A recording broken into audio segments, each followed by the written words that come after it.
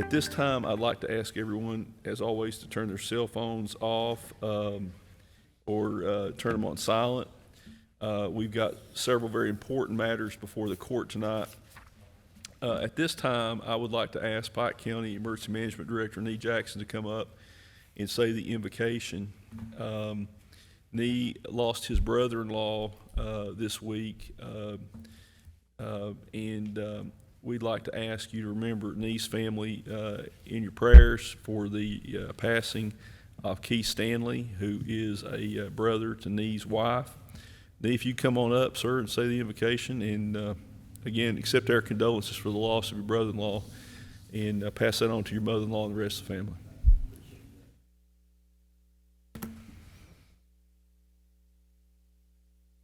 Shall we bow for prayer?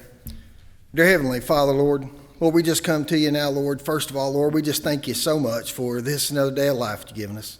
Lord, we thank you so much for the opportunity, dear Lord, to be able to come, dear Lord, and for this court to take care of the business for Pike County, dear Lord, and everyone in Pike County. Lord, we pray that you watch over everyone, dear Lord, that the decisions they make will be pleasing unto you, dear Lord, and be at the best interest of this county. Lord, we pray that you watch over the men and women of our military, dear Lord, as they protect the very freedoms that we take for granted on a daily basis, Lord. Lord, put a hedge of protection around them and return them home safely.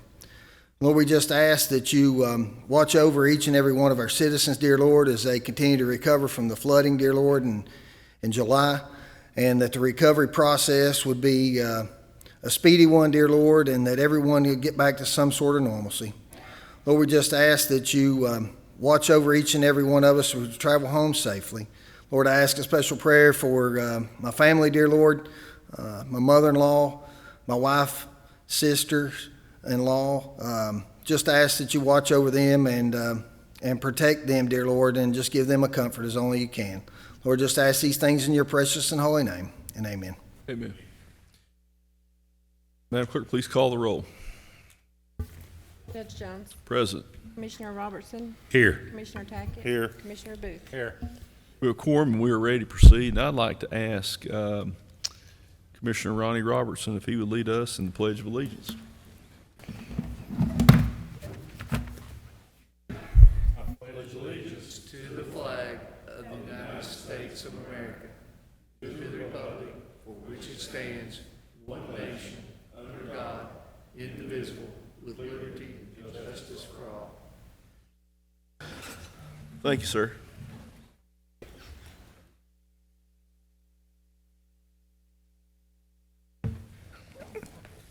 Next item on the agenda is the approval of the minutes of the September 20th, 2022 meeting of the Pike County Fiscal Court. Is there a motion to approve? Motion. Motion by Commissioner Tackett. Is there a second? Second. Second by Commissioner Booth. Any question or discussion? Seeing none, Madam Clerk, please call the roll. Commissioner Robertson. Yes. Commissioner Tackett. Yes. Commissioner Booth. Yes. Judge Jones. Yes. Next item on the agenda is the approval or discussion and potential approval to hire Tetra for project management assistance with Pike County's community rating system. This is the system that is used to set flood insurance premiums. We have a detailed proposal, and we do have a representative, Christina Groves, who's a senior community resilience planner for Tetra here. Christina, if you'd like to come up, with floodplain coordinator Jimmy Kaiser. And I think we all know that a lot of the folks who sustained damage in the July 28th flood event did not have flood insurance. This presentation was very good in that it gave us some actual figures. Right now,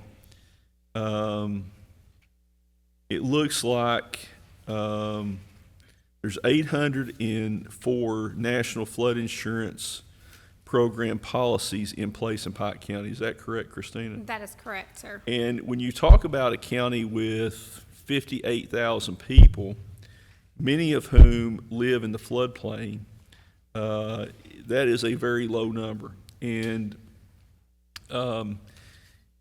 The total of those 804 properties is, the value is $152,195,000. And Pike County policyholders pay right now a total of $885,438 per year on flood insurance. The average annual premium is $1,101. If Pike County can go from a Class 9 to a Class 8 rating, the county could save the residents an additional $44,000 per year, which over 5 years comes up to about $440,000 in total savings. The problem is, we've all seen the flood insurance premiums continue to increase. Obviously, the cap on flood insurance is $250,000. I think, Jimmy, is the most, no matter how much your property's worth, $250,000 is a cap. A lot of folks who did have flood insurance, who have been flooded, have had damage that far exceeds the amount of insurance. And we saw this past week in Florida, catastrophic flooding. Obviously the National Flood Insurance Program is like a lot of other insurance programs. When they have a lot of losses, you're going to see increases in premiums. And, obviously what's happened in Florida could very easily affect the premiums for those Pike County residents who hold flood insurance policies. Christine, I'm going to turn it over to you and let you explain the process, or Jimmy can explain it, how your company will be compensated and how it could save the Pike County residents who do have flood insurance money and make it more affordable for others who may try to get flood insurance in the future. Absolutely. And I'll first say, so I'm Christina Groves. I'm from here in Kentucky. I live in Central City, so the western part of the state. I was a planning director in Madisonville and then went on to administer. I actually worked for this rating program for the last 12 years before going into consulting with Tetra Tech, so we could do a little more good with some communities in seeking assistance and resilience. So I have kind of a wide scope. I have worked with Jimmy on the CRS program for over 12 years. After leaving, Jimmy reached out to me and had asked for some guidance, and through those conversations and helping him navigate the CRS program, he said, we'd like to have a class improvement. We need to save people money. It's the first obvious avenue to get more people to purchase a policy, is if you can try to reduce the cost of that flood insurance policy. As your CEO just spoke to, the fact that other disasters are going to raise the premiums, there's also federal legislative actions that are going to raise the premiums called Risk Rating 2.0. That's the third legislation since 2010 that is going to push premium rates up. And everyone had a copy of the packet, but this table here at the bottom, you'll see, reflects how many policies in Pike County are going to go up over the next year. They're going to go up to 18% a year until they reach full actuarial rating, meaning this could go up for a couple years. So that's about, if you added all that up, that's over 75% of your policies are about to see an increase. So, and with that, Jimmy had said, how can we work to get this down? So I threw out some ideas of ways to increase. It's a point system. What does Pike County do that can be recognized as practicing higher standards?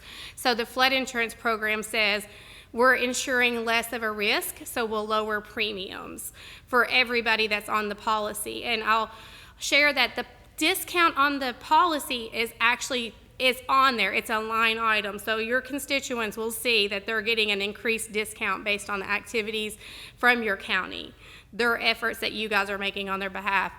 The first way we're going to look at, you guys have had a number of buyouts over the years through the Army Corps of Engineers and other funding programs. Jimmy, is that accurate to capture? It is, so Hazard Mitigation Grant Program. It is a very tedious way to get points and get your premiums lowered. It's possible, but it's not something most of my local officials ever tackle because the federal program, the book to run this program, the guidance is 800 pages. So I know that intimately, and so my first approach will be to go in and document properly to federal standards all the things that you guys have done to buy out properties and mitigate risk. We'll also look at 1 foot of freeboard, other avenues. So we will help Jimmy, we'll take the lead actually, I should say, in working with the rating review company, ISO, making your documentation and submitting it to then get a Class 8, is what they call it, an improved rating, to then get the class lowered so you get a 10% discount. When we talk about the rating system and the classes, you probably are familiar with how your fire departments get rated by ISO. This program is run by the same company on behalf of the federal government and is rated. They're similar in that same way. They're set up to mirror that. So I thought that might be something you would recognize. But we would work for, and we're doing a flat rate fee. I figured up the amount of hours. It's roughly going to come in at about 100 hours work. We did a round number of a fixed cost, $10,000. So if it goes over, it's still on us. It will deliver. You work with Jimmy and to deliver the Class 8 improvement to go effective in 2023. It would be the goal, as long as ISO cooperates with that. We would then, see that discount change. People would get lower flood insurance and hopefully increase the coverage here in Pike County. Jimmy, is there anything? Well, that pretty well covers it. You mentioned in there freeboard. Could you explain that to the public, what that means? Yes, and in the proposal, I outlined some assumptions that we make at Tetra Tech to work with you guys is that you'll meet the requirements to get that additional discount. The federal government says to get the additional discount, you're going to have 1 foot of what they call freeboard, meaning the finished floor of any structure has to be a residential structure. Let me clarify, residential structure only. New construction after the date you adopted, not anything, we don't have to retroactively change anything, would have to be the finished floor that you walk on would have to be 1 foot above the identified flood level on the map. So you're talking 1 run of brick. It's a very nominal cost, and actually that is another way of lowering the flood insurance, because your premiums in flood insurance are rated by how high your floor is above where they predict the water is going to come to on the map. So in this move, you're really getting 2 chances to lower flood insurance, not just the 5% discount. That freeboard is also going to benefit that policyholder as well. And then if we get to a Class 8, you'll have a 10% discount, plus what you're above the BFE. Pay the flood in. So Tetra Tech's fee to be engaged for working to lower the rating from a Class 9 to a Class 8 is $10,000? Yes. Okay. Is that the entire fee?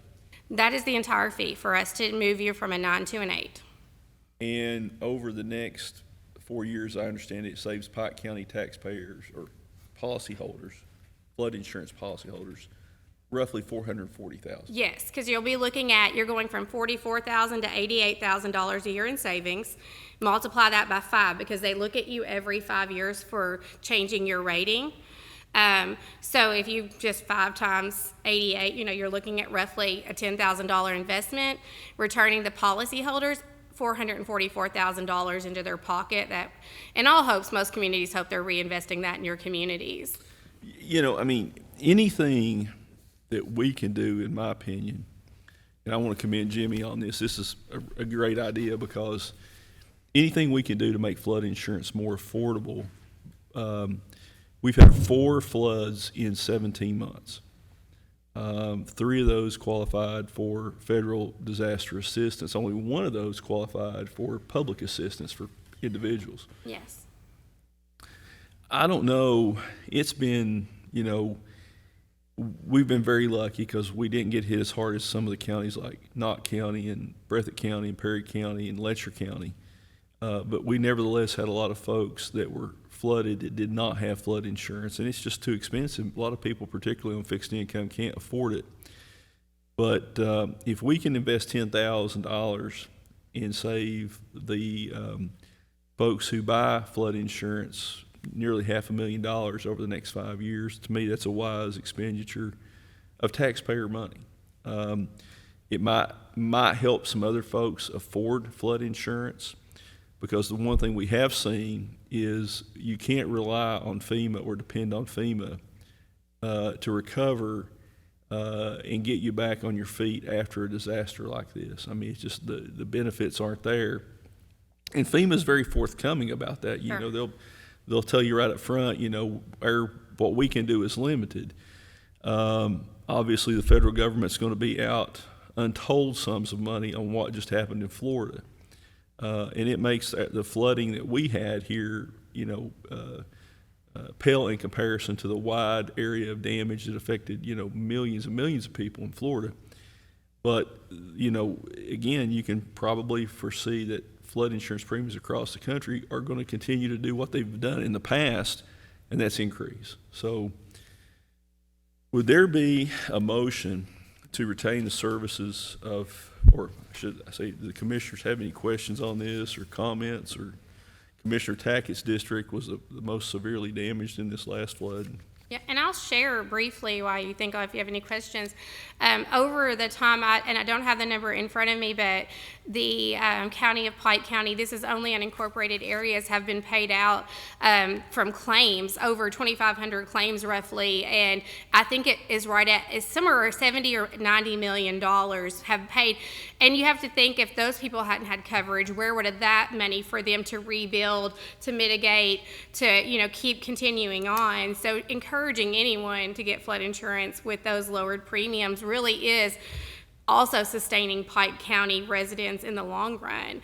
You've had a lot of payouts as well. I mean, it's unfortunate, but, you know, it has paid off for them over the years.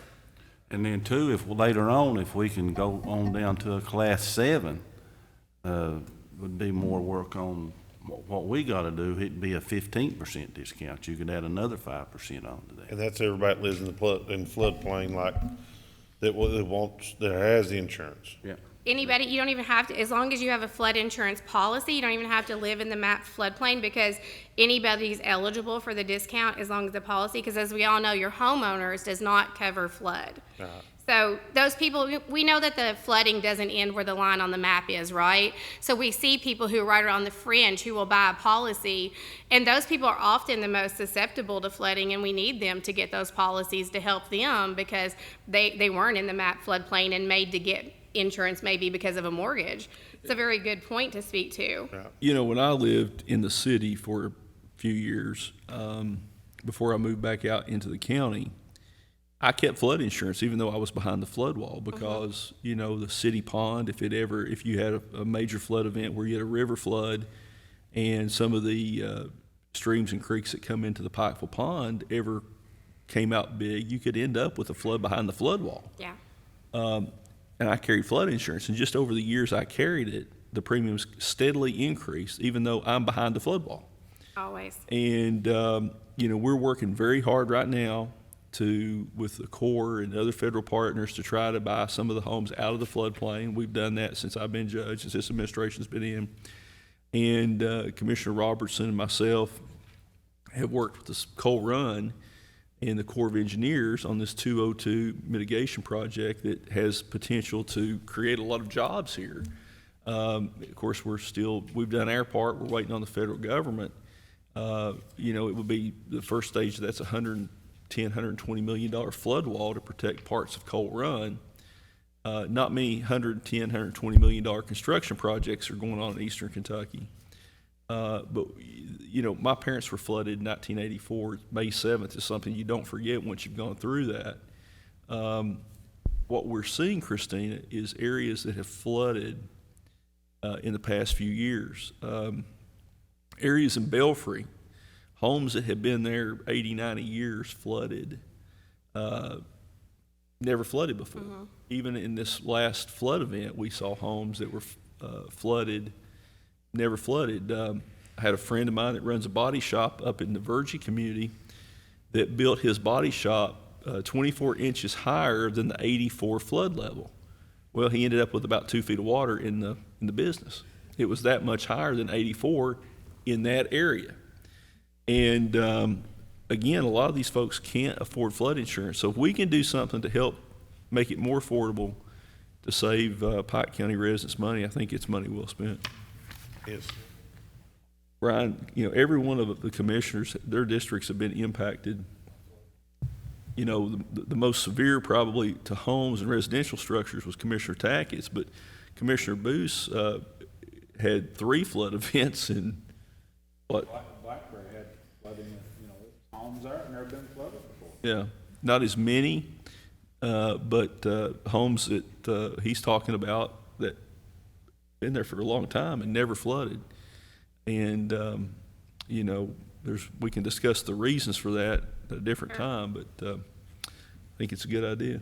It's also, when you look at October 1st being the time that renewals happen on all flood insurance policies, and we know that the up to 18% increase is going to happen on October 1st, this is also a positive juncture that when you have people that have been impacted or policyholders calling and saying, my flood insurance is going up, I got my renewal and it's increased. If I'm in your shoes, I take a little bit of heed that I say, as a court, as a county, we're moving forward trying to do something to mitigate that, because this is actually the only program that offsets flood insurance costs. You won't find another federal program. This is a federal government program, and there's no other option to lower flood insurance other than passing new laws or doing the CRS program class increases. But you're right at October 1st that says people are going to call you probably and say, my flood insurance is going up, because that's when they all get their renewal notice. Yeah, and the interesting thing, I'm glad that this court works together a lot better than Congress and, Yes. They do in Washington. And believe it or not, we've been criticized for working together. Not that we always agree, but we've been criticized because we try to work together. I guess there's folks that want us to have the same level of dysfunction they have in Frankfurt and Washington. We're not going to do that. I think this is something that we can all agree on is good. It saves people money, and these premiums are not going to get cheaper. And if we can move from an 8 to a 7 in the next 4 years, I think that's something that we need to look at, what we have to do that. So. Yeah, I think the stair step is a good approach. Take your steps.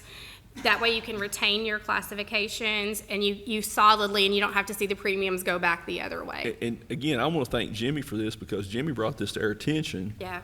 And, Jimmy's seen firsthand what happens. He's dealt with so many floods over his tenure. And, we can sit here and say, it'll never happen again, but with 4 floods in 17 months, it's just a matter of time. When? It's not if, but when. And, we're overdue for a river flood. And 40 years, Judge. It's been 40 years since we've had a major flood on the Leviathan Fork of the Big Sandy. Yeah. Tug Fork's probably been About that. So, we're trying to prepare. We're making sure emergency management folks are ready if we have a major flood event. And we want to make sure that our, first responders have the equipment they need. And a lot of people are still recovering from this. And hopefully this will encourage folks to try to buy flood insurance. Yeah, Judge, even if they've got a $75,000, $80,000 home and they get $40,000 worth of insurance, it's better than nothing. It's better than nothing. That'll get them started back on their feet and whatever, something. And this will help them maybe hopefully to be able to afford it. And if we can move on further down the road, 4 or 5 years or something, get down to a class 7, that's another, so. Well, this couldn't have happened at a worse time. Right in the middle of, they threw so much money at COVID, it overheated the economy. The price of timber, building materials, floor coverings skyrocketed. And, damage that you may have been able to repair for what you could get from FEMA or from your flood insurance is now well in excess of that just because of the building material cost. Yeah, absolutely. I think there's going to be a lot of unmet needs subsequent to these due to the economy and also the effects of materials availability and pricing when we are all in recovery phase. And I can tell you, for the folks who are still in the recovery mode here in eastern Kentucky, the widespread catastrophic damage in Florida is going to have an impact on the price of building material because availability. The supply chains are still not back to where they need to be. And so anyway, let's just hope that it doesn't hit us too hard for those that are still trying to recover. So is there a motion to retain Tetra Tech for the sum of $10,000 to engage in the process of lowering our community rating system score from 9 to 8, resulting in approximately $440,000 in savings to Pike County policyholders over the next 5 years? Motion. We have a motion by Commissioner Tackett. Is there a second? Second by Commissioner Booth. Is there any other question or discussion on this? Seeing none, Madam Clerk, please call the roll. Commissioner Robertson, Yes. Commissioner Tackett. Yes. Commissioner Booth. Yes. Judge Jones. Yes. Thank you all very much. Look forward to working with you. All right, thank you. All right, the next item is acknowledgment of receipt of the Pike County Public Library District 2022 tax rates. The tax rates are unchanged from last year, 13.5 cents per $100 of assessed value on real property, 17.91 cents per $100 assessed value on personal property, $2.39 per, 2.39 cents per $100 assessed value on motor vehicle and watercraft. Now, I want to just touch on this briefly. When this administration came in, I expressed some serious concerns I had over the operation of the library system. After meeting with a representative of the library district and one of their board members, they agreed to reduce the rate at that time from 13.6 to 13.5. Now, there's been a lot of misinformation over legislation that I worked with Senator Philip Wheeler on. Now, Senator Wheeler's a Republican, I'm a Democrat, but we worked together because we realized that one thing was lacking with regard not just to Pike County's library district, but the entire state. Library districts across Kentucky were sitting on millions of dollars, and there was essentially no oversight. The library board submitted names to the state librarian for people to serve on the board. 2 of those names were sent to the county judge. We had to pick from somebody that we may not know their qualifications. So essentially, the board was able to perpetuate board members or to nominate board members of their choosing. Now, that's not, in my opinion, the way that oversight should work. Elected officials all of us run every 4 years. Board members at Mountain Water and other boards, the airport board, they serve 4-year terms. In this situation, I want to be very clear. There's not one person on this court that supports closing libraries. Well, I think that I can speak for myself. I don't want to speak for anybody else. There was some serious concern over whether we needed to spend $13 million on a new library when you had another library in downtown Pikeville just a few miles away. The library board bought 2 additional pieces of property. At one time, one of those pieces of property had a boat stored on it. Now, I don't think the library board had owned a boat, but it's not the taxpayer's responsibility to buy property for somebody to store a boat. So, based on the passage of the Senate legislation, Senate Bill 167, it is my intent to appoint people to that board that will be accountable to the taxpayers. Because the library board has millions of dollars in the bank. At one time, in fact, they had more money in the account than the fiscal court did. So there needs to be accountability. And one thing that this court's done is we've managed our money, and this fiscal court has not raised one dime of taxes in the 4 years that we've been here. Not one dime. We've moved the county forward without one nickel of tax increases. Now, some people want to throw up the garbage rate increase. Well, let me say this. That was the least costly alternative for the people of this county. It was cheaper than hauling garbage to Ashland, 60,000 tons a year that you would have to pay a massive haul bill for and pay them $40 a ton or so to take it. Plus, you had to pay the cost of shutting down our current landfill, which is several $1 million more. So I'm proud of the fact that this fiscal court's not raised taxes. and that we've worked with our other taxing districts. The health department's not raised taxes. The library district's not raised taxes. The soil and water conservation district has not raised taxes. And this administration, this fiscal court is going to continue to work within our means. That's a pretty conservative approach to government.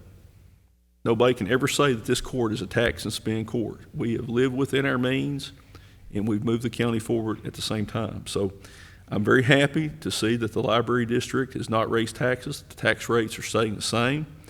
I look forward to working with the library district over the next 4 years. I would love to see more investment by our library district in our rural libraries. You know, if you live in downtown Pikeville, the libraries are important, but they're not nearly as important if you live at Virgie or Phelps or Elkhorn City or Belfry. A lot of folks in those areas don't have reliable broadband. A lot of folks there, it's hard for them to get to Pikeville. So I'm hoping that down the road that we can see our rural libraries open longer and offer more services. And I look forward to working with the library district on that.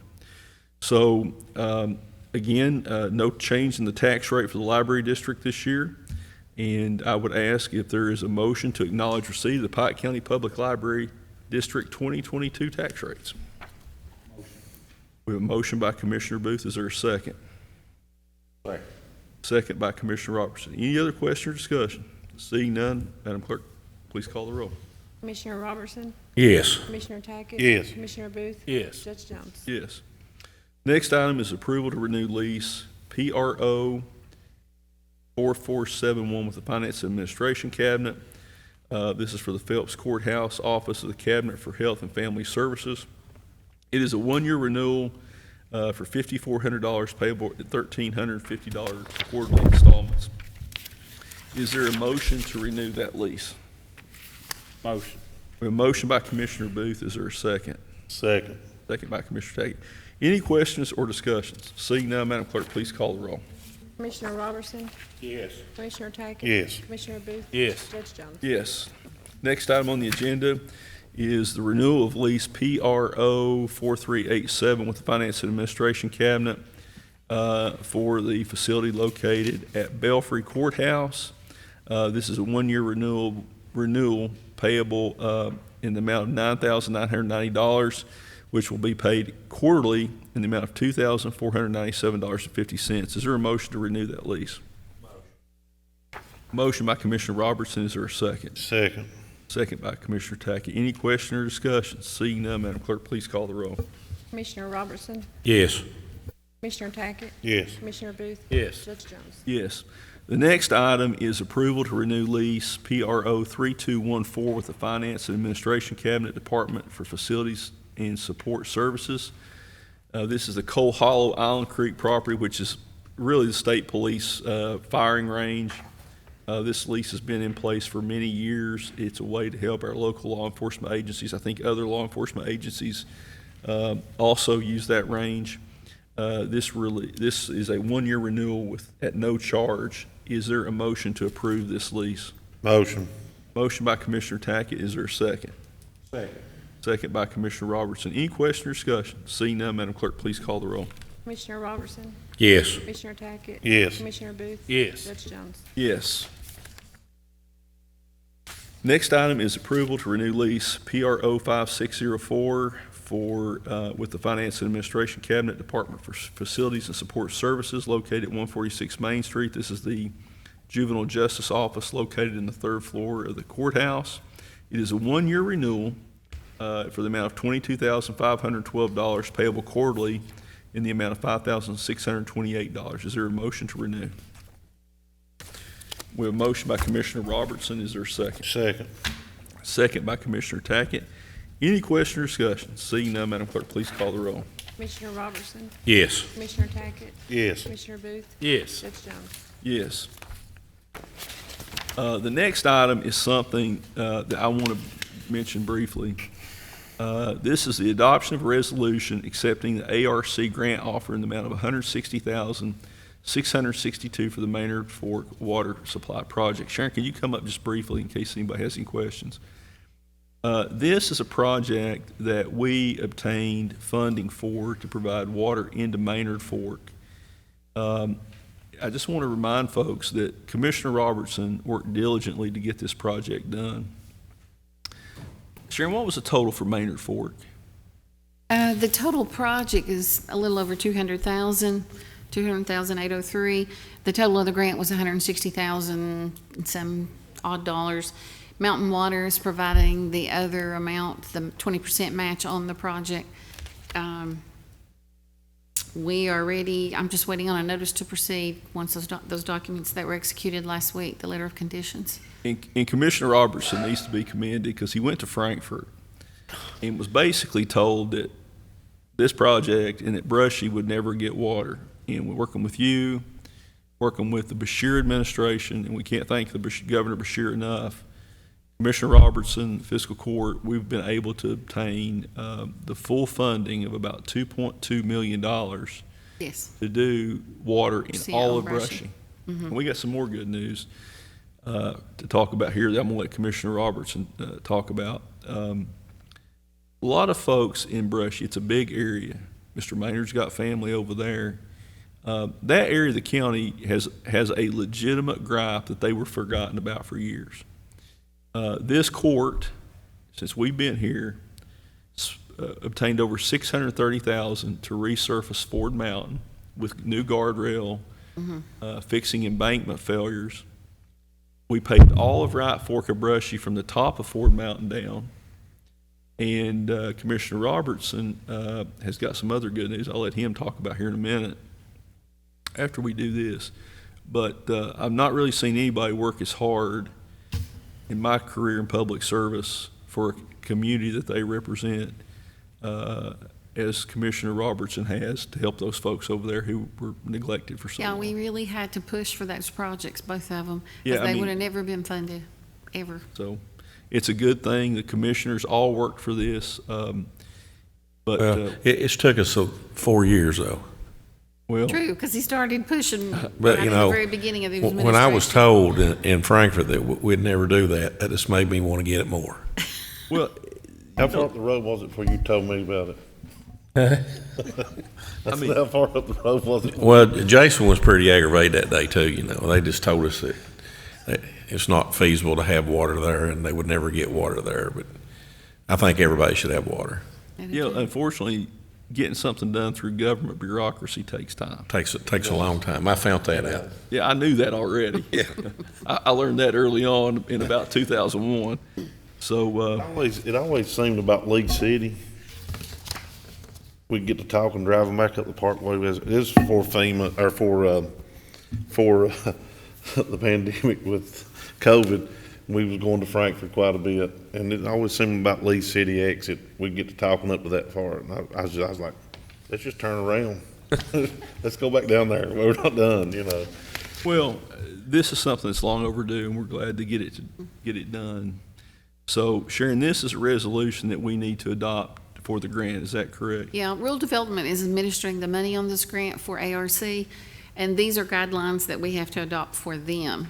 One, to accept them of funding, and the other resolution is if there's any environmental mitigation that needs to be done. Even though the environmental's already been approved, just if there was anything to come up, that we have to do it. Would Commissioner Robertson have a motion to adopt this resolution? Motion. We have a motion by Commissioner Robertson. Is there a second? Second by Commissioner Booth. Any question or discussion? Seeing none, Madam Clerk, please call the roll. Commissioner Robertson, Yes. Commissioner Tackett, Yes. Commissioner Booth, Yes. Judge Jones. Yes. Next item is a resolution to adopt environmental mitigation measures as a requirement of the ARC grant funding administered by the USDA Rural Development for the Maynard Fork Waterline Extension Project. Sharon, could you just briefly explain this? Yes, these are mitigation, this is just, an insurance. It's bureaucracy. Yes, Okay. cover yourself in case something Would happens over Commissioner there. Robertson, Commissioner Tackett, or Commissioner Booth have a motion to adopt this resolution on mitigation measures? Motion. I'm gonna give that one to Commissioner Booth. Booth. We have a motion by Commissioner Booth. Is there a second? Second. Second by Commissioner Tackett. Any other question or discussion? Seeing none, Madam Clerk, please call the roll. Commissioner Robertson, Yes. Commissioner Tackett. Yes. Commissioner Booth. Yes. Judge Jones. Yes. Colonel Downey, you've been quiet tonight. That's out of the ordinary for a colonel with 30-plus years of service in the United States Army. Why are you poking the bear now, Judge? You want me to come out? Just come up here and sit beside us. Come up here and sit. I'm gonna put you up here. I'm not gonna let you sit back there and relax on me. I need you up here in just a second anyway. All right. Next item is the adoption of a resolution authorizing the judge executive to execute the agreement between the Commonwealth of Kentucky Transportation Cabinet, Department of Highways, and Pike County for funds in the amount of $544,342 to be used for resurfacing of Brushy. All right. So this is a project that's been long overdue, and I was over at Preacher Richard Staten's house the other night on Turkey Creek.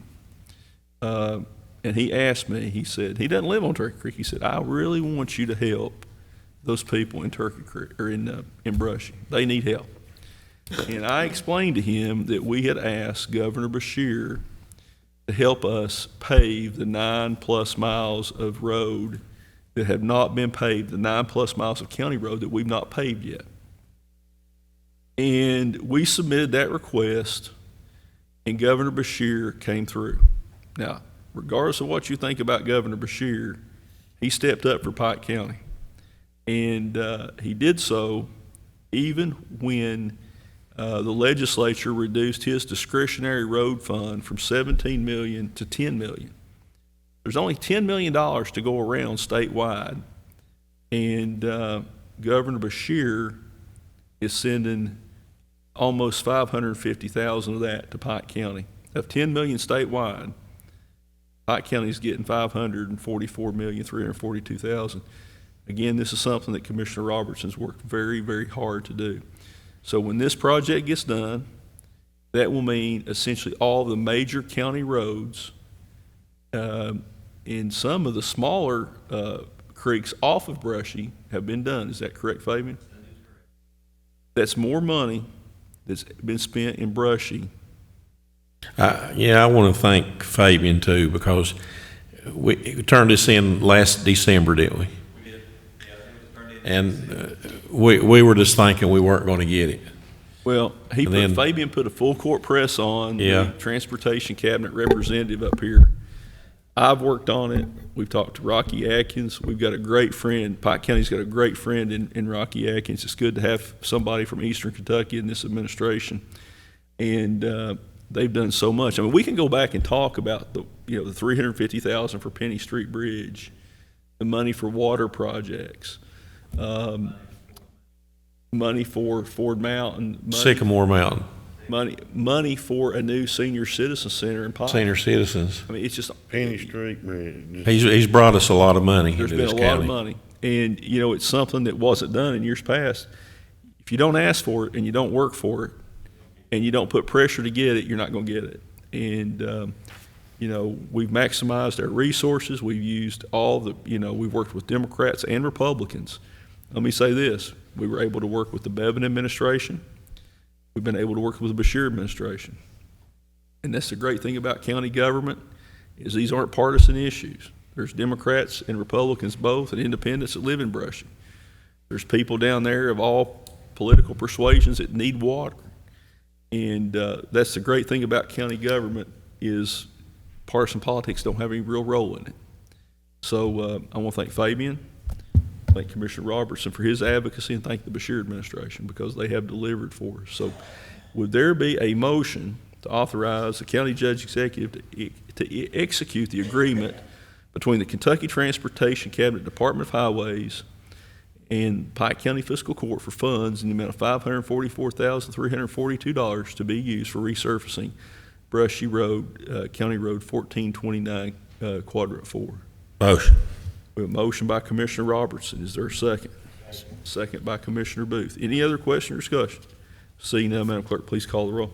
Commissioner Robertson, Yes. Commissioner Tackett. Yes. Commissioner Booth. Yes. Judge Jones. Yes. Congratulations. All right, Mr. Fan, any bids, sir?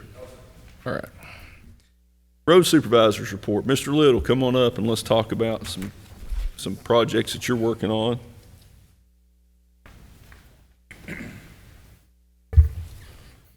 Judge, just to let people know though, is that money, you know, you have to sign that, it has to go, Jim Gray has to sign off on it before we can start doing any work on that. As soon as we get Brushy, that agreement executed, the state executes it. It's our plan that we use Mountain Enterprises. Can't do it. Oh, I've already tried that avenue and that won't work. Not to get the bang for a buck, we'd have to shorten our mileage, and I think we'd rather do it in-house and get the entire thing, because that will But we are finish going up. to do, we are going to do it in-house. Yeah, and that will finish up that section. It was, and you know, that's understandable. I mean, Yeah. they have to make money, and but yeah. And another thing that hurt also was, like you said, I'd submitted this back in December. Well, from December to now, price of asphalt has went up per ton, so that makes a difference Yeah. in that money. Well, 544,000 goes a long way. We can do it in-house and get it done for We that. can, Okay. we can, and that's what we're going to do. You think we can get it, well, now let me say. No, we will. Can we get it done before the plant closes this year? Yes, that's a mission of mine also. Because Mr. Maynard and I drove all of Brushy back a few months ago. And that's one thing we talked about, was how bad Main Brushy was. And so. We're down there right now. We were just leveling all over there that. the other day. I mean, if anybody needs a road, they need a road. It's bad. Well, So- it really is, because we're down there now. We're leveling with DGA. The people should see us down there, and then we're going to change out all the drains that need to be changed. And then that's when we could come in. By that time we get all that done, hopefully this will be back to us and we can start work. Gotcha. Now then, on Tell us about- go ahead. Tell us about the bridge replacement that the state is going to pay the county to do. Okay, well, that is for the private bridges. It's actually going to be it's the temporary access bridges, and we will be installing those. Now, those temporary access, I know These are private bridges. they are. So before anybody calls the Attorney General, these are, it says we're working on private property. Yeah. Because of, is FEMA paying the state, and the state, instead of hiring private contractors, is going to use the county's road department to do it and pay us to do it? Yeah, that is correct. Okay. So if And we're you going to see- get those done as fast as we can. But, you know, the thing is I'll still have to get the homeowners to sign our waiver that the court, you know, for the court, just relieving us that we can get on the property and do the work. Because you've got some families that are still trapped because they don't have bridges. There is. Yes. And There's a 93-year-old woman on the Pike Electric Cane line up there that's probably having to walk both ways a quarter of a mile to even go to church or get groceries or anything else. so, and let me say this, and I think Nee Jackson was sitting there when I made the call, because I've got a witness to this. I reached out to a friend of mine in Washington, D.C., and Frankie, I think Frankie's been through this. Never before has FEMA covered private bridges. Is that true, Frankie? Since I've been here. So we reached out through a friend of mine, got me in touch with President Biden's Senior Disaster Recovery Advisor. And I explained to her the problems with so many bridges being destroyed and a lot of the folks not being able, with no way to pay to fix these bridges. We made some other phone calls. She made some phone calls. And FEMA, for the first time, has said that the bridging structures, drains, constitute part of the structure of the home, because if you can't get across the bridge or across a drain to the home, then it's structural damage to the home, essentially. It's structural damage to the entry to the home. And so now FEMA is paying for the first time to cover bridges. That's a huge thing, because I think there were 73 bridges, state, county, and mostly private bridges. We have 3 county bridges, Fabian, that have to be replaced. Or is it going Well, to be- there was 3 that was completely washed out. Judge, we have several other, I mean, we have a lot more than 3 that has to be replaced. Now, they're still there. We're using those. Actually, even Commissioner Booth has them in his area that has to be replaced. So, we're probably more up in the area of around 12 bridges that has to be replaced.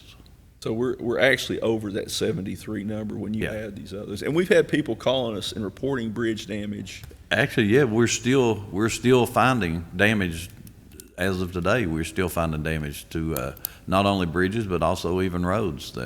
So do we need to authorize the road department or authorize you to be able to work with the county, with the state to do these temporary access bridges? Or No, I mean, even Mr. Jackson back there can speak on that. It's all taken care of. Can we get Nay up here too? we just want to make sure that if you Yeah. see the county working on a private bridge, Yeah. that it's one of the bridges that we're being paid to put in by the state. Yes. So, And it's all under the Emergency Act, because it is an emergency. They are stranded. We And can, this is a one-time thing. one time only. We put the bridge in, and then we're not, No, we're not responsible. Bridges, is it? No, these are not bridges. These are Not actually bridges. culverts. These are culverts It's as culverts. It's temporary access. bridges or access. And that is one thing too that we have to make sure, I have to make sure that these homeowners understand is that if it floods again in a month or in 3 2 to days. 3 days after we put those in, we're not going to be back putting that back in. This It's is a one-time thing. It's a one-time deal. Exactly. So- Yes. Yep. All right. Yeah. But now, I know, How many so far temporary accesses have they provided to us? well, we had 11 and then, 17 total. 17 total, And yes. and the county's going to be paid to do that? Yeah. Okay. All right.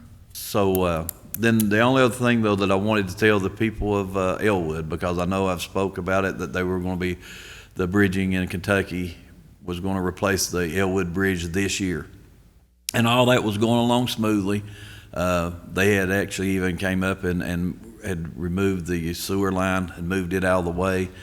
And then as myself, Mr. Hickman, and Commissioner Robertson was coming back, I get the phone call that that bridge has been put on hold for at least a year. And you'll never guess why. Flooding. Found a crawdad. Do what? Crawdad and Creek. They found a crawdad. So So they they're put gonna that bridge delay- on hold. They're going to delay the bridge at Joe Nancy. No, Elwood. not the main joke. This is Elwood. Now, Elwood there's a Bridge. They're gonna Elwood delay Bridge. it. Exactly. The county bridge. Because Crawdad. of crawdads. Because, yeah, they found a crawdad, and so that's been delayed for at least a year. I can tell you, I'm about sick of crawdads. Well, But I know that everyone Make got funny, but excited the because truth's I the talked to people because, it was planned to move forward and it was going to be built this year. Well, I mean, it's what's so- held Penny Street up. Well, yes, it is. And Well, it held us up on the water line over at Maynard Fork. So you got crawdads over in District Yeah. 1 too? Yeah. That's correct. Held the water line up at it, Sharon. We get the permit. Have we got the Crawdads. permit yet from Penny Street? No, Mr. Kaiser, do you care to come up here? Because he said it's been signed off on, but as far as I know, we have never received that permit, right? You may have to make another call to Washington. So Governor Bashir, early in his tenure, gave us $350,000 to replace the Penny Street Bridge. When we got into it, we had to pay $20,000 for an environmental impact study because of the soft shell crawdad issue. Now, the last holdup is a permit from the U.S. Department of Fish and Wildlife, and that's been pending for months. That, we were waiting on the Fish and Wildlife to give us that report. We gave it to them, I think Ishmael told me, in May. They had till September the 6th. Well, We're almost October now, October 6th. I made a bunch of phone calls, and I picked up the phone and started dialing Congressman Rogers' office. And I said, I'll wait till dinner. Well, I got a phone number, and I called. And let's see, that was on a Monday. And I got a hold of the supervisor. And she said, I signed off on that Friday, which was, let's see, this is September the 9th. And we still don't have it. and we still don't have it. It's in the Corps' hands now. But I signed a paper, Can you make a phone call on that tomorrow? yeah, I'll make a phone call. I signed a paper for Ishmael to give to the Corps, so I think we're about ready to get it. Well, But I'll call in the morning to make sure. we talked about bureaucracy moves awful slow. Oh, So, yeah. you know, let's call them because I don't want to be sitting here talking about this in the spring, okay? I'll call in the Call morning. them more. I appreciate it. All right, is there a motion to approve the Pike County Commissioners' recommended road maintenance and completed work orders as set forth in the spreadsheet dated October 4th, 2022? Motion. Motion by Commissioner Tackett, is there a second? Second. Second by Commissioner Robertson. Any question or discussion? Seeing none, Madam Clerk, please call the roll. Commissioner Robertson, Yes. Commissioner Tackett. Yes. Commissioner Booth. Yes. Judge Jones. Yes. I have one question. Yes, sir. For some of the people, in which we know if they start calling me about this, the bridge deal, and you said there was 17 on the list? Yes. If there's some people that's bridges is washed out due to the flooding, where do we need to send them to talk about that? The state surveyed all of them, I think, Okay. haven't they, Fabian? I think they have now. Nee would better answer that question, but I do think so. I think that most of those have been contacted, correct? We don't have any control over which bypasses are being Exactly. authorized. They're sending us a list. The That's what I was state- wanting, I just want the people to understand that. Yeah, this isn't our decision. Right. That's 'Cause not our we know decision. there's, driving through, we know there's more than, Yeah, and I want to say something else too. It's something that is, to my knowledge, not been done before. Is the state stepped up and paid for all the cost of debris removal. They put it out for bid. They hired a company called Ashbridge. I would hate to know how much it would have cost if we had to shoulder that burden. It would have been millions, Reggie? Millions of dollars it would have cost, it saved the county millions of dollars. Now, some of that we could have got back from FEMA, but 25% of it you wouldn't have been able to get back from FEMA because 13% will be the county's share and 12% will be the state's share. So you're talking massive amounts of money for debris removal that the state has saved the county because the Brushy administration stepped up and took this on themselves. It saved a lot of space in our landfill. You're talking about creating a real catastrophe. If this material had gone into our landfill, I'm not sure we could get the expansion under construction and the first cell completed in time before this thing filled up. So, you know, it worked out pretty well. All right. Before we go on treasurer's business, Sharon, can you come up here and just walk us through real quick where we are on some of the grants that we're working on? Because I think we've not done this in a while. Sharon's got the October updates for us, and if you just buzz through these real quick, then we'll move on to treasurer's business.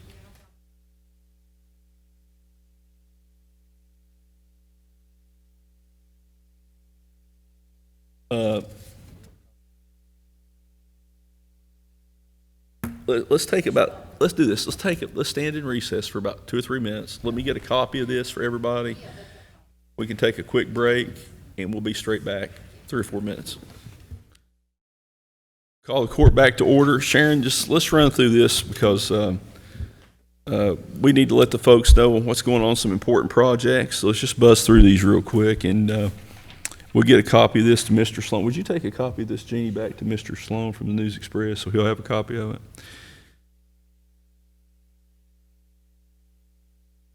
We'll start with the biggest project, Wolf Pit Industrial Park. As of today, Jones Contracting said they had already laid all of the PVC pipe up there and that they're finishing up the road and seeding and sowing grass and straw to dress it up. They do have an issue with that ductile iron pipe. They were told 7 to 8 months. That's still standing.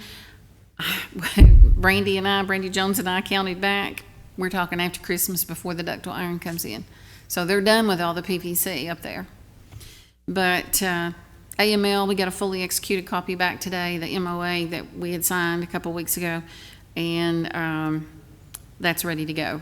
That's to get the three-phase power. For the power, in. yes. Okay. And we've already met with Kentucky Power once. They will design it. They'll do the cost estimate. They'll be control of all of that. We won't be doing Now, anything on that. This is all part of phase one. Phase two will include what part?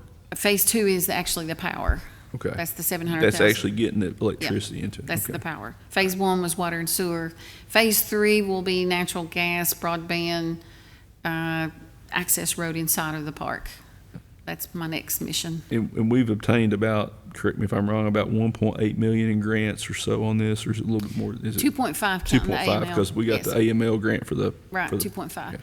And in the spring, I'll probably apply for, like I said, Phase 3 and possibly a spec building at the same time, because that'll lag back. I'm going to go to the Economic Development Cabinet and to AML on the spec building, and they know it. I've already talked to them. Yeah, I've been promised some money. That's the big thing, because if you don't have a building, nobody's even going to look at your site. Right. If you don't have the site ready, you're not going to have anybody look at it.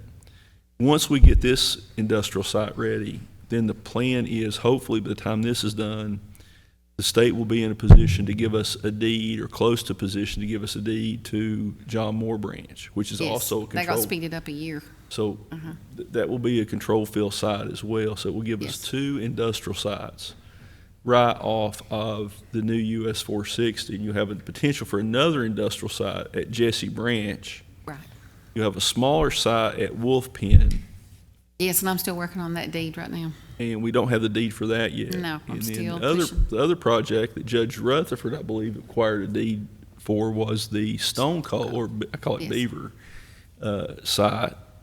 But that was deed restricted because it doesn't have access to the 4-lane. No. But it was restricted for some type of residential use Housing, or multifamily residential. housing, those Right. kind of things. So, to me, the priority needs to be getting Wolf Pit done, getting John Moore Branch done. Right. And then, once we get the first spec building, then we've got an opportunity to really market. Because we can't market or try to even, you can't even meet with the company to try to bring them in here if you don't have a place for them No, to they go. can't wait 2 years on a site. If No, they're- I mean, no company that's looking to expand or build a factory is going to wait. And when this court came in, we were behind the 8 ball because there was nothing had been done to develop an industrial site in the county proper in a long time. So we're making significant progress. We got $2.5 million in grant money into this Wolf Pit site, and we're going to continue to seek additional funds to help us get the rest of the infrastructure. Yeah, with coal severance funds that's in there, that's more like 3.1 million Yeah, so we're got funded so far. So we're trying to make sure that we create an opportunity where we can bring some jobs into the area. But if you don't have a place, you can't create jobs without a place to put them. And, that's sort of where we are on that. All right, let's move on to Brushy. On the Brushy Creek water line, that was our KIA round 1 funding, and we did get that additional $708,826 from the underserved.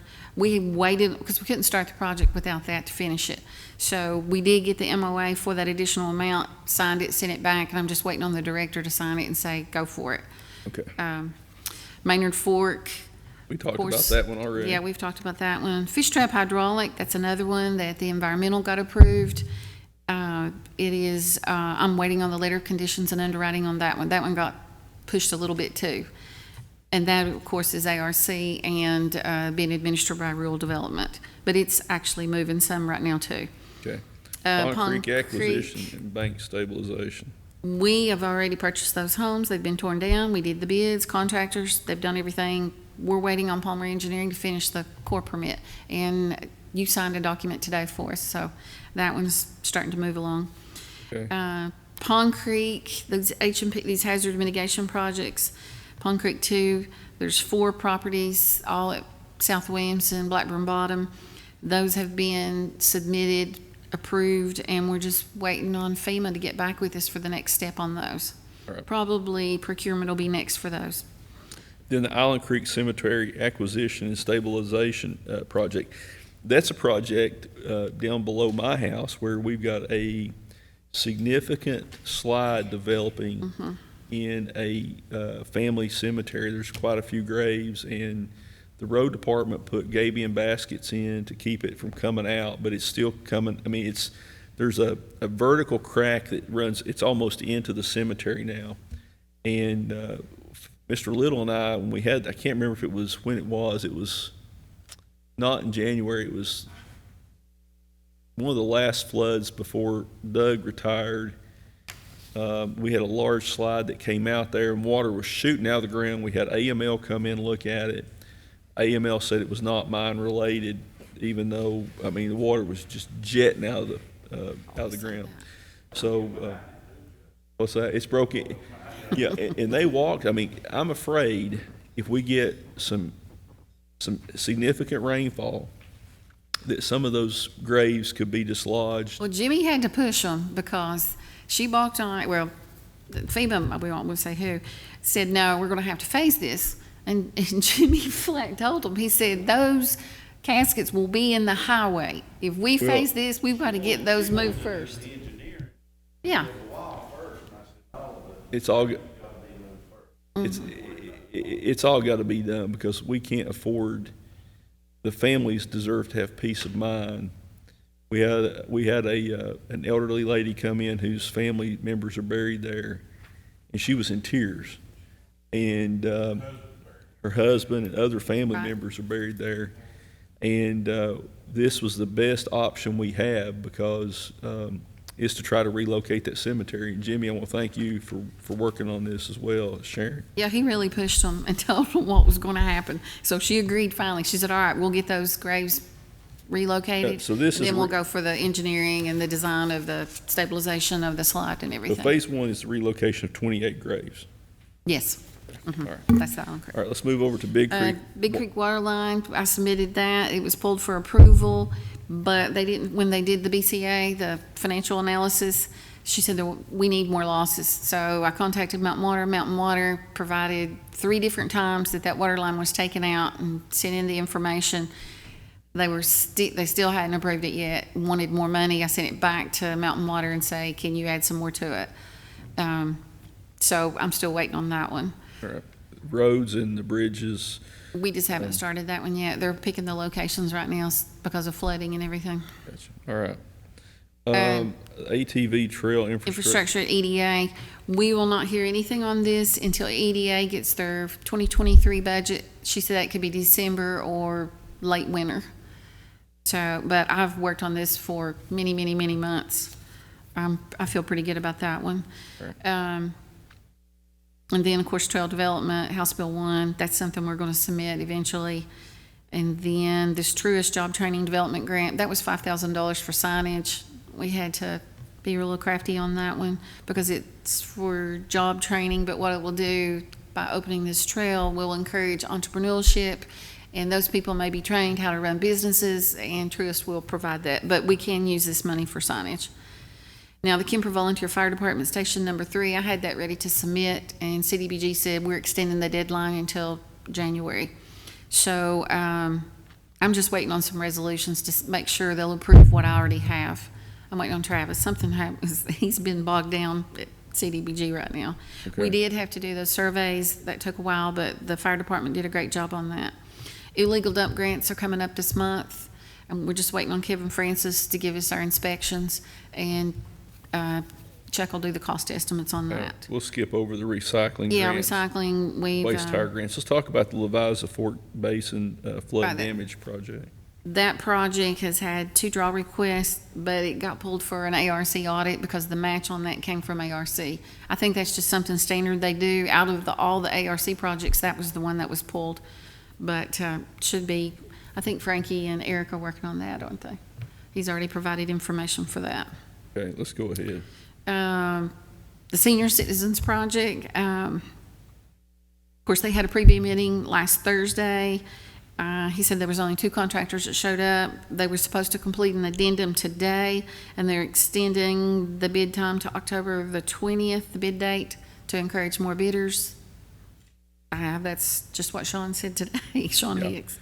Yeah, we want as many bids as we can get on Right, it because, right. you know, we don't There was know. only 2 that showed up, and it wasn't even mandatory to have that pre-bid for you to come pick a package or ask questions. 2 people showed up, but he's hoping, for some reason, they had to extend it. It'll be till October 20th, which was a good thing anyway. But anyway, it's moving along. All right. let's talk about Blackberry and we'll finish up with that one. Yeah, the Blackberry Fire Department project has been pulled to be approved, but we're stuck right now until we can get this property transferred from Pike County Board of Education either to the fiscal court or to Blackberry. They have to have that property because that's acquisition, relocation, or acquisition. We can't, anytime we do these hazard mitigation projects, it's like a buyout but we gotta have a long-term lease or own the property, and we don't. So that one is stuck, even though it's a good project. I'm gonna go back to this. This is a prime example of, building a building on somebody else's property. They built a fire department building on property that the county didn't own. Now, we're having to, I'm not concerned about this. I think we can get this worked out with the board, and I'll I make think that. so too. And Yeah. yeah, they're all on board. We just gotta get them to push a little faster.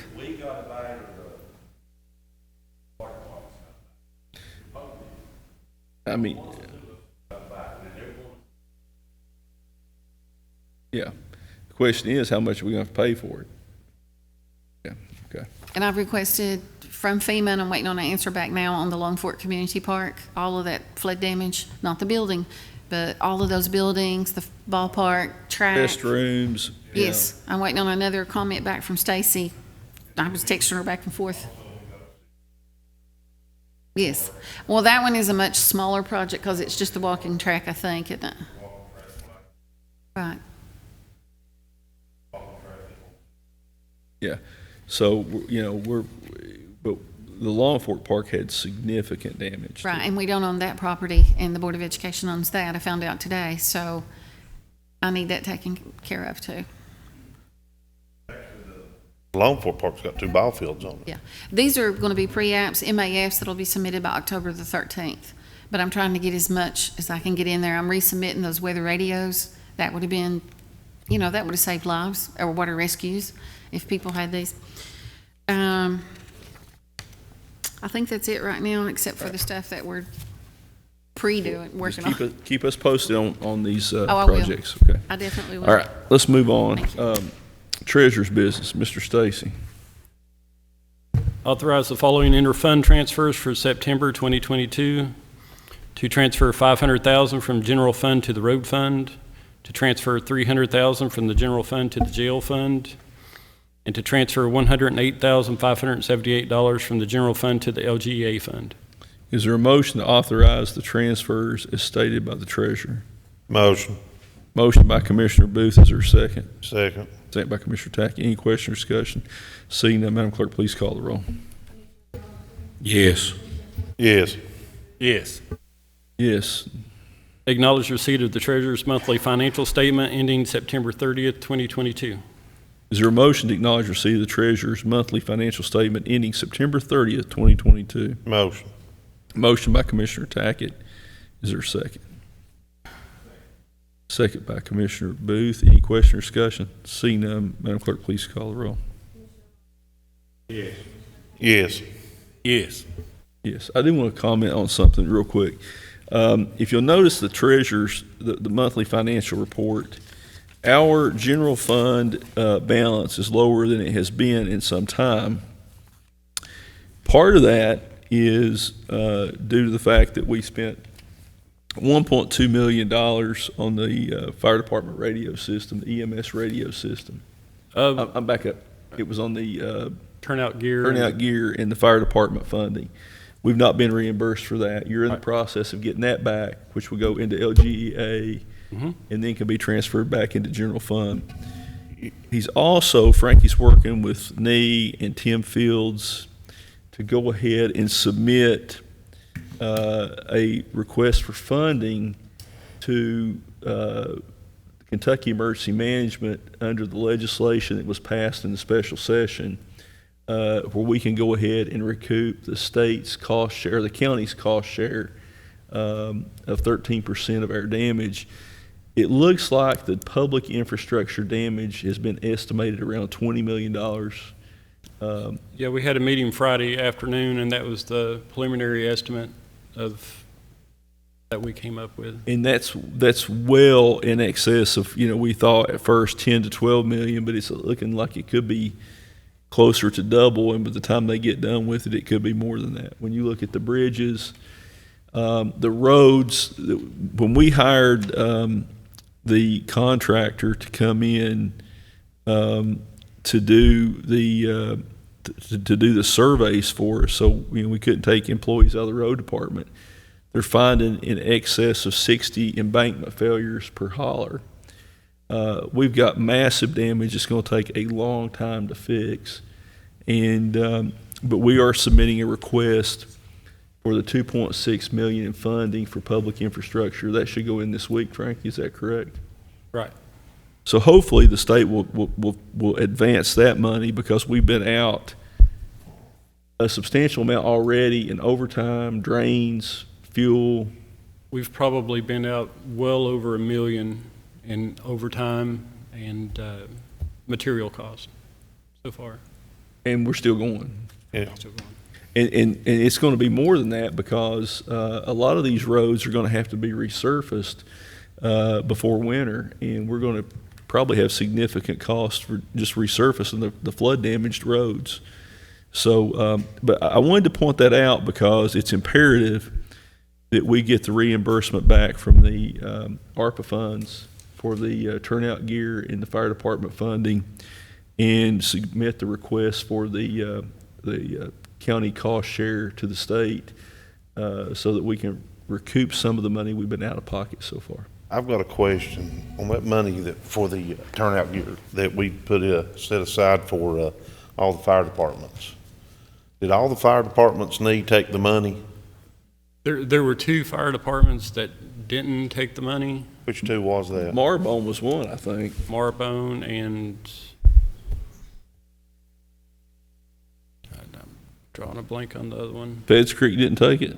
Feds So Creek. Marbone or Feds Creek. But now that money was to help the community. It was helping the fire departments for turnout gear and stuff like that. I don't understand why any fire department would turn down $50,000. That don't make, you know what I'm saying, unless they just got a lot of money in their They were- budget, you know. Well, I think they were asked a couple of times, and they just, They just refused to take $50,000.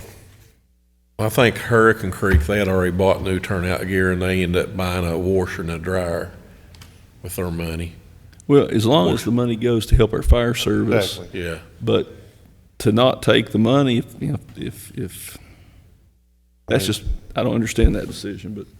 To me, that's $50,000 you could spend in a, Sure they can use it. yeah. Yeah, and let's talk about that, Ronnie, because the washer and dryer they bought is not something you run down to Lowe's but this is to wash turnout gear. It's heavy duty. Yes. Because if you fought a fire, you're going to be exposed to carcinogens, toxic substances, and that turnout gear's got to be washed, or needs to be washed, before it's used again, to get the toxins or the carcinogens out of it. So we want to make sure that No, it's just. it wasn't a $50,000. That's like Brian and I were over at the, which fire department was we at the other day, and they bought a new one. Big Creek. Big Creek. And it was something to see. It's not something like you've got in your house. Well, no. we are working on the Not a hazard. stack washer and dryer, is it not? We are working on the hazard mitigation grant for Big Creek Fire Department too. Is that the relocation? Yeah, so. Well, like I said, it don't make sense why you would not take $50,000 to do upgrade on your department or something. I mean, Yeah, well, But, well, one thing else, the 2 that didn't, so that's $100,000. Are they any way we can use it with the other fire department, break it down? we've not authorized that, and I would, my as far as I'm concerned, that program's closed down. Okay. If they were asked repeatedly, they don't want the money, we're not going to beg them to help them. If they don't want our help, then so be it. Okay. But, it's not good for the people that are served in those communities. Right. Well, I mean, like I said, there's not a fire department to me in Pike County that couldn't use $50,000 to do some kind of upgrade to their department. Thank you, Frankie, for. All right. Frankie, let's go on next time. Approval for the county judge and the county treasurer to submit an application to request funds from the East Kentucky State and Aid Funding for Emergency, which is the EK Safe program the legislators just passed. That's the And- 2.6 million we just talked about.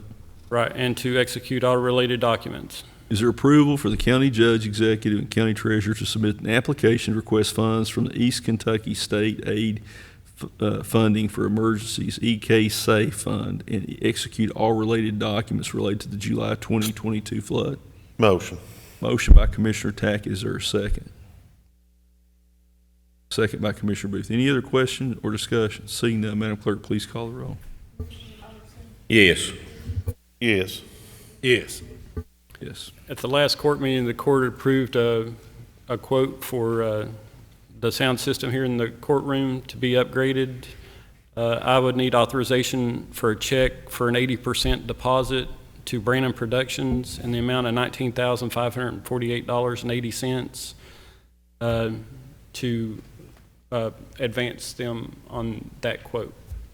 Okay. It's part of the terms of the contract. Is there a motion to authorize a check to Brandon Productions LLC in the amount of $19,548.80 for the deposit for the sound system upgrade here in the courtroom that we authorized at the last meeting? Motion. Motion by Commissioner Robertson. Is there a second? Second by Commissioner Booth. Any question or discussion? Seeing none, Madam Clerk, please call the roll. Yes. Yes. Yes. Yes. Authorize a check from the ARPA bank account to the consolidated bank account in the amount of $1.2 million and checks to Compass Municipal Advisors and Sturgill Turner Law Firm, who certified that draw in the amount of $18,000 for grant admin fees. Is there a motion to approve as stated by the treasurer?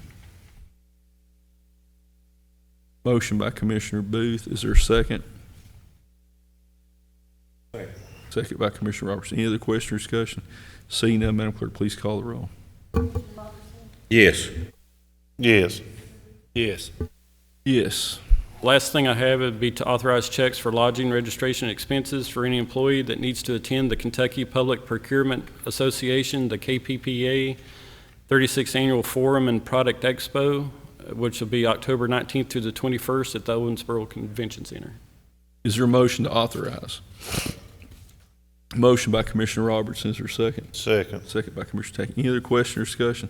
Seeing none, Madam Clerk, please call the roll. Yes. Yes. Yes.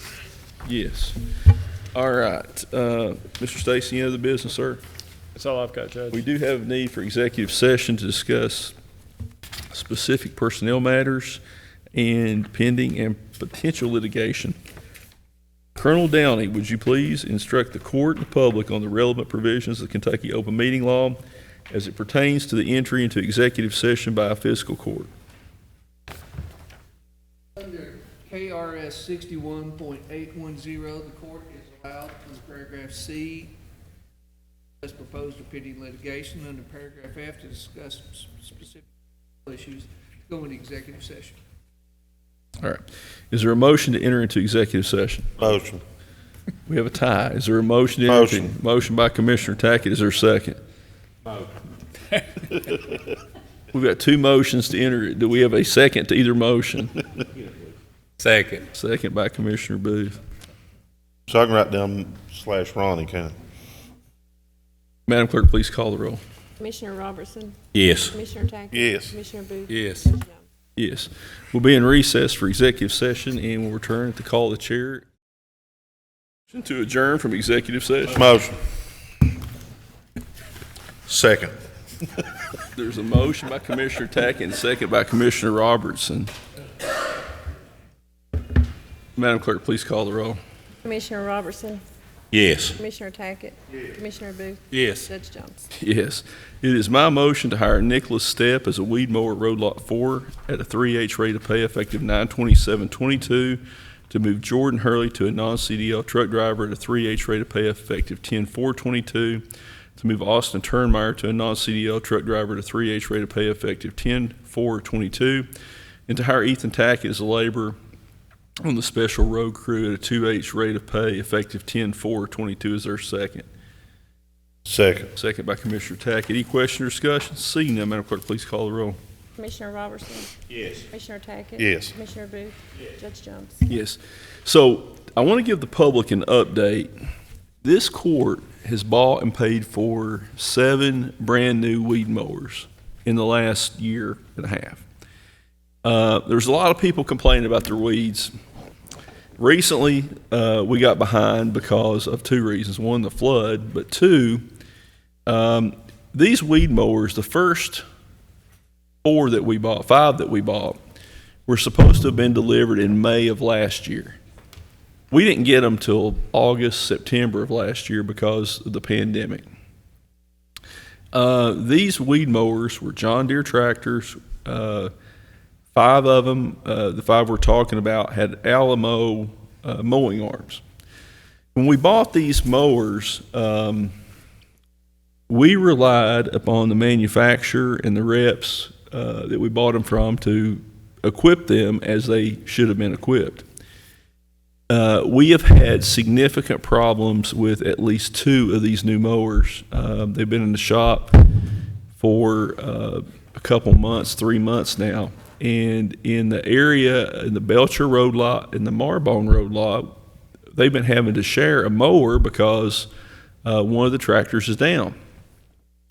We've had significant problems, including with the brakes. Well, it turns out that the implement company, Alamo, put booms or mowing arms and counterweights on these tractors that are somewhere near 1,900 pounds over the maximum recommended gross weight from John Deere. Now, they didn't tell us that. There's 1,200 pounds of counterweights on the left side of these tractors. And, you know, it's just an absolute outrage that they would sell us something and take advantage of us. So under the fact that I have threatened to implement or institute litigation against them, they have agreed to buy back all 5 tractors for what we paid for them. Is that correct? And it is my recommendation, after we've discussed the potential litigation, that we sell these tractors back to Alamo, because we can't put tractors on the road that are a potential risk of the brake failure or other mechanical problems. And these tractors were very expensive, and they're going to have to serve future administrations for many years to come. These tractors are not something that the county is going to be able to replace on a regular basis. And we were very happy that we were getting new tractors. We spec'd them out. We went through a reputable company, and we were let down by the company that installed the implements on them. Excuse me.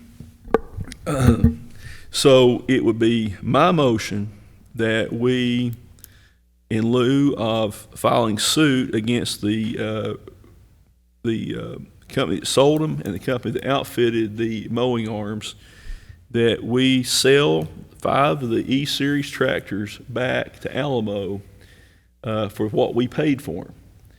And that then we would work to Greg to get involved or get signed up for the purchasing co-op that the mower, is it Mower Max? Mower Max is a part of. Greg, we could also go ahead and put a bid out for 4 of these Mower Max machines.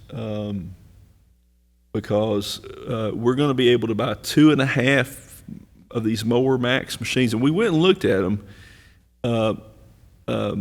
The folks down in Clark County, Allen, who's their road foreman, or road supervisor, has one of these machines, and they work fantastic. And one of the things that they have on them is something that the current mowers don't. They have you can equip them with a blower, so as soon as you cut the weeds, it blows it off.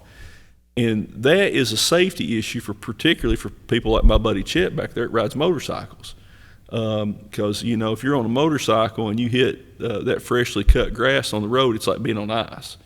So it's a safety factor. We'll be able to buy 2 of the Mower Maxes for what we're going to sell these tractors back to Alamo for. the money that the road department's going to generate from putting in these 17 buyback or temporary bypasses will help us buy a third machine. And then the fiscal court would pay for a fourth machine. That would mean we would have, each lot would either have a Mower Max or one of the M Series tractors, which we've not had any trouble with. The M Series tractors are what we initially wanted, but they just simply were not available. That's the solid frame, heavier duty John Deere machine. Have no problems with those. They can handle the weight of the implements that they have on them. They don't have Alamos though, do they, Fabian? They've got a different, they do have Alamos, but they're a heavier tractor, solid frame tractor. So that would be my motion, to sell these back to Alamo for what we paid for them.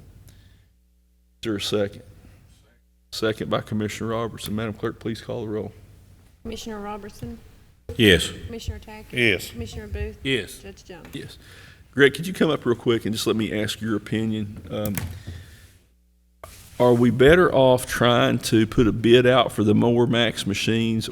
Because we need to do this quickly, because what we don't want to do, and I'll be candid with the public, with the way things are going right now, with the economy, with supply chain issues, if we order them right now, it's going to be questionable whether we can have them for April or May. Are we better off to go ahead and put a bid out for 4 of them, or are we better off to try to get signed up for this purchasing co-op? And is that purchasing co-op because we are authorized under statute and under our administrative code to use purchasing co-ops. Is it a government purchasing co-op that they're a part of? It is, and it's like the other co-ops. It's stuff that's already been bid that we can piggyback off of it. It's actually called Buy Board. It's a big co-op, to be honest. We're not a member of it, but it's about a 24-hour process to go ahead and sign up and become a member of Buy Board.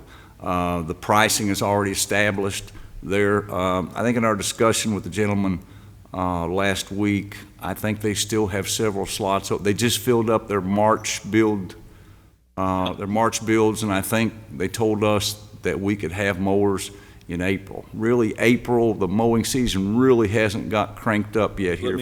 Let me ask you a quick question. Does Mower Max have distributors for these things, or are they a sole source supplier? We know how they sole source. They're the only ones. They said they set up distributors several years ago, but we're having problems with these distributors supplying service to the customers like they wanted. So actually what they did is they shut down all their distributors, and they have service people out in different areas. I think he told me that the service tech for our area was in southern Ohio, if I'm not mistaken. Not bad at all. So, and they keep a lot of the parts, wear parts on their truck. Anything else we'd need, they could ship from Tampa and have it next day. And Reggie just pointed out that the state of Ohio has gone exclusively to these machines. So let's do this. If they're a sole source supplier, you don't have to bid them. But if we can save money by getting in the purchasing co-op, we need to go ahead and do that. So is there a motion to authorize Greg to go ahead and sign us up for this purchasing co-op? Is there a motion? Motion by Commissioner Booth. Is there a second? Second by Commissioner Robertson. Madam Clerk, please call the roll. Commissioner Robertson, Yes. Commissioner Tackett. Yes. Commissioner Booth. Yes. Judge Jones. Yes. Is there a motion to authorize Greg to purchase 4 Mower Max machines through the purchasing co-op? Go ahead and place the order based on the fact that they are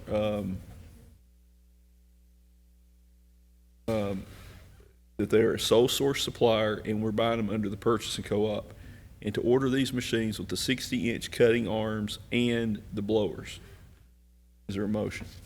Wait a minute, Fabian. We need to make sure that it's got the swivel head on it, right? Yes. Okay, is there a motion to place an order for 4 of these Mower Max with the 60-inch cutting decks with the swivel arm and blowers? Is there a motion? Motion. A motion by Commissioner Robertson. Is there a second? Second. Second by Commissioner Tackett. Madam Clerk, please call the roll. Commissioner Robertson, Yes. Commissioner Tackett. Yes. Commissioner Booth. Yes. Judge Jones. Yes. There was one other thing that Fabian and I discussed. He thought it was standard, I thought it was an option. The lifting arms on the front, Ronnie, you might remember, the lifting arms on the front so that you could use your skid steer attachments on the front. I was thinking that was an additional option, but they may not be, but I would think that that's something that we do need. I think that comes standard, Greg, I believe the way. I will double check that. Double check and let us know. Okay. I can always call these guys in closing hours this campaign for a special fiscal court meeting. If Ronnie's wrong. The buy board will have a standard pricing. It's already been bid. I think the mowers were, I think with the 22 foot and the 60-inch head, I think they were like $218.5. And then for the swivel on the head, and I'm not sure about the lift arms, it's going to be a few more. So we're probably looking at, I'm guessing, I'll know more after I get into it, we're probably looking around $230 or so a piece. We should be able to get roughly enough money to buy two, maybe three of those machines back from what we're selling these tractors back for. Is that right? If I'm not mistaken, the 6105Es, I know the last three for sure, we paid $129 a piece. So if you're selling 5 of them back, you're going to buy 2.5 of these mower max. Fabian will generate enough money to buy 1 of them. So we're not going to be out of pocket that much money, and I think you're getting a better machine. I know our motorcycle enthusiasts are going to be happy that,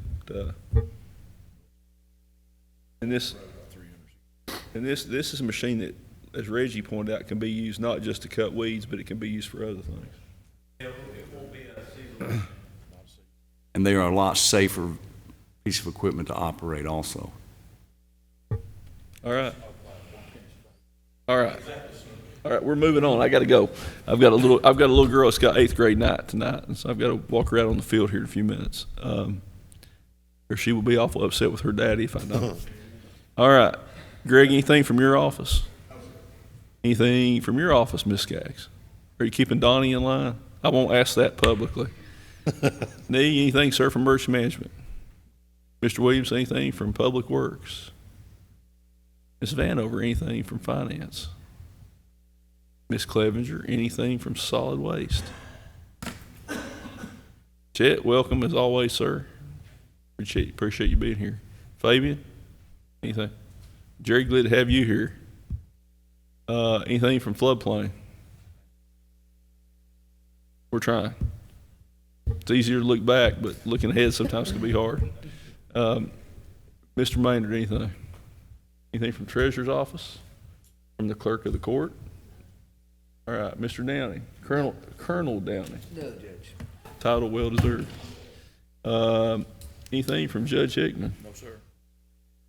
Our County Attorney Kevin King could not be here tonight because his son, Colin, is playing his last high school soccer game tonight.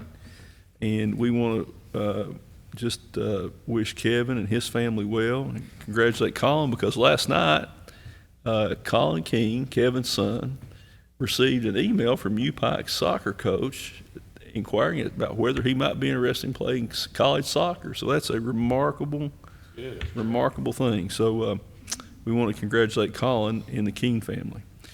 Anything from District Number 2, Commissioner Jason Tackett? I'm good tonight, Judge. You're never good, Jason.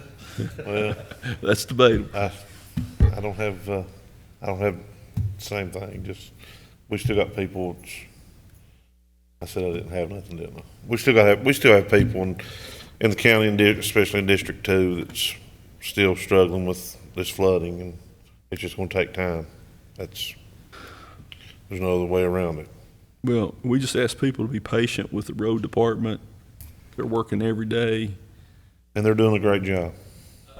I did forget. I don't think we are paid. We are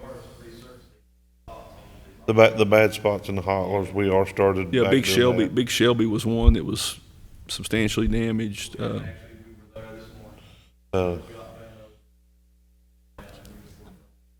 And explaining to the people too that the roads that we will be blacktopping, they're going to have to wait. We got to wait till spring to do them. Yeah, That's just, it's. There's a lot of roads that we had planned to blacktop that,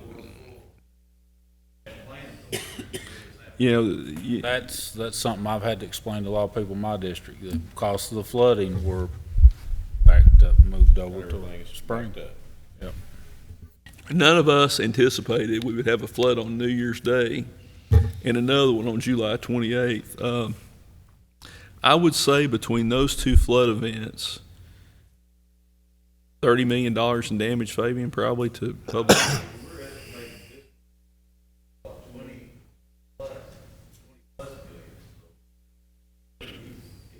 30, when you're talking about $30 million in damage, we ask people to be patient.